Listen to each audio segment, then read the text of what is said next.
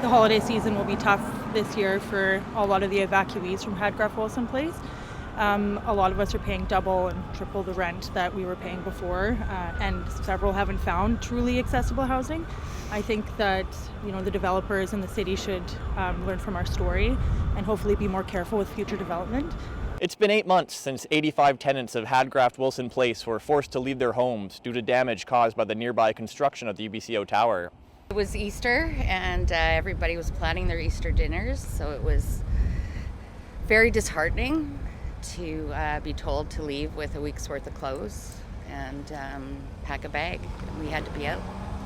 The first contact we had after we were trying to get people to look at the cracks to tell them was the day they told us we had to leave.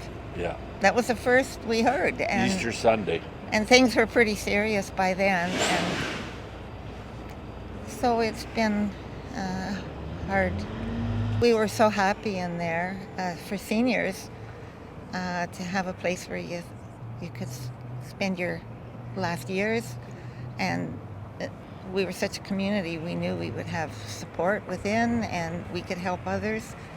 I think Pathways really needs to be credited with building a facility that seems to be perfect in every way, and we lived it.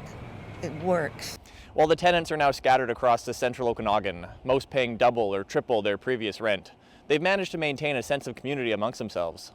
We did have a get-together in November and had about a third of the people show up.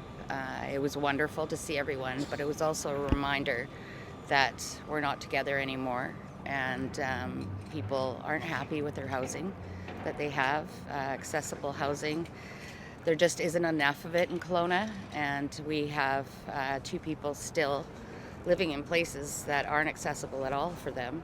I like doing Christmas baking and giving it away, and last year I was able just to, provide the baking and see the joy on everyone's faces as I delivered it, and everyone's scattered everywhere. We haven't been able to really get together and do things, and missing that community of just togetherness or being a helping hand.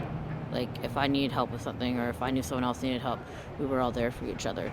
Being included in the group because we're seniors, everybody had different strengths to help each other. Yeah. It just worked so well.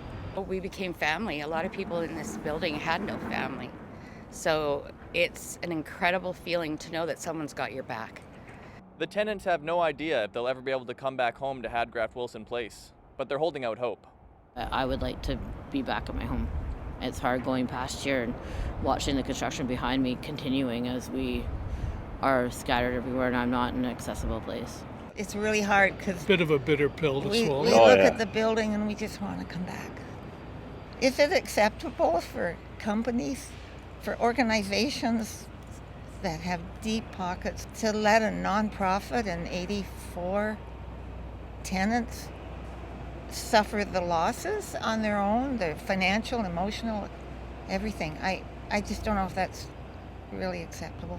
We do hope to come home, and I think there should be more buildings like Hadgraft Wilson Place where people can make a community and be able to afford to live and not be threatened by the cost. I'm looking around at all these high-rises and asking myself, do they have accessible housing? How many affordable housing units are there in these buildings?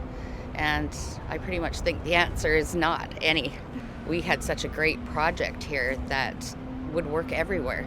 It's not just people and money. It's actually people and what they need to live. Everyone wants a roof over their head. A potential class action lawsuit is slowly winding its way through the courts.